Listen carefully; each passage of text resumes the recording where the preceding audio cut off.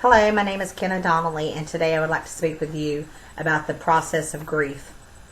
An Education About Grief is the name of an article that I read that came from the 2012 director. This article is telling funeral directors ways that they can help a family through their grief process. One of the ways was advising them to a grief counselor. Another way was expressing the importance of having a funeral service or a celebration of life service of any kind. The focus on the article also included the AGR program, which stands for Advocacy Grief Recovery. The program works as a third party to your funeral home. Funeral director Charles Vaughn of Heath and Vaughn Funeral Homes in Champaign, Illinois, really goes into detail in this article about the data that backs up the relationships between death of a loved one and not having closure to the effects that happens on you physically and emotionally later. He explains with the help of Dr. Zazuk and his board of directors and doctors that also make up the video for the AGR that you need a healthy grief transition.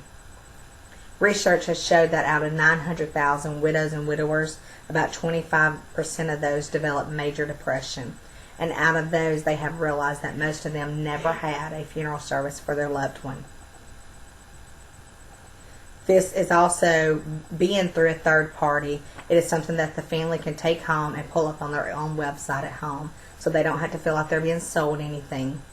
They can really just know that this is something the funeral home and the funeral director is doing for their family to help them with the life transition. The AGR will help explain how they work with a wellness group dedicated to helping the families have the best life they can after a loss. It will explain the physical side as well as the emotional side of how a loss can relate to your body and your immune system. Vaughn wants funeral directors, nurses, hospice, and palliative care to all be on the same page with getting out the information about what happens after death. You can also give this information out as the death occurs, or it can be expressed in the pre-need appointments. The real value of the article comes with the knowledge that you as a funeral home should have your family know that even after the bill is paid, you're still there for them. In today's time, we live so much in the right now, and it's all about me world, that we forget the little things. That is what I think we do sometimes when a loved one dies.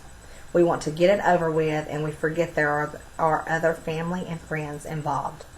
This happened to my grandmother when my uncle at age 33 committed suicide. She insisted on a closed casket and only wanted his parents and siblings to view him. My uncle looked just fine, so it wasn't a matter of him not really being viewable. That is just how she was handling it. We did convince her to let immediate family see Uncle John, and then the casket was closed. That was January 1994, and we still have family and friends who regret never getting to say goodbye. The AGR program seems like a great way to introduce families to the grieving process without making them feel like what they have done or their decisions are wrong. Where I work down in South Alabama, I do see more cremations than I do funeral services. Most of the time the family will say that they're going to do a private service later. But I feel like once they leave the funeral home with the urn in hand, more than likely it will sit on a shelf somewhere. I think sometimes when a family enters a funeral home, they feel that they have entered a car dealership. The sales pitch starts right away, playing on your emotions.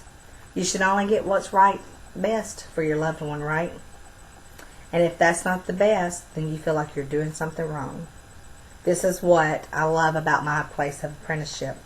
I know the family comes first. You don't have to play on someone's emotions to show you care. This is the approach funeral directors should take. We should advise the family of the importance of a service and letting family and friends say goodbye. You can direct them to the AGR website and let them know that even after everything is done and over with, you, the one left behind, still has advocates there to help you with this life's transition. When I lost our baby girl at 22 weeks gestation, my family made it clear to me right away that they wanted to see her. My mom wanted to see her first grandchild, and my grandmother wanted to hold and kiss her first great-granddaughter. To me, this was beautiful, and it let my husband and I know how much our family cared. My husband had the honor of closing her casket, and the feeling that he walked away with was that he had a part in her service. And since that day, he has closed up my pawpaw and his father. It is almost like a tradition for him now.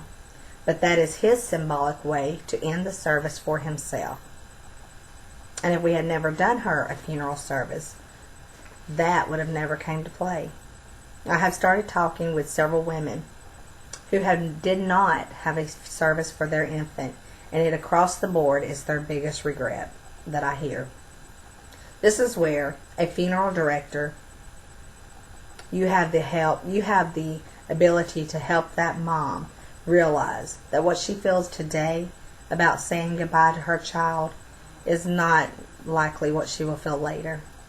She will more than likely wish she'd had a service and a support system to help her.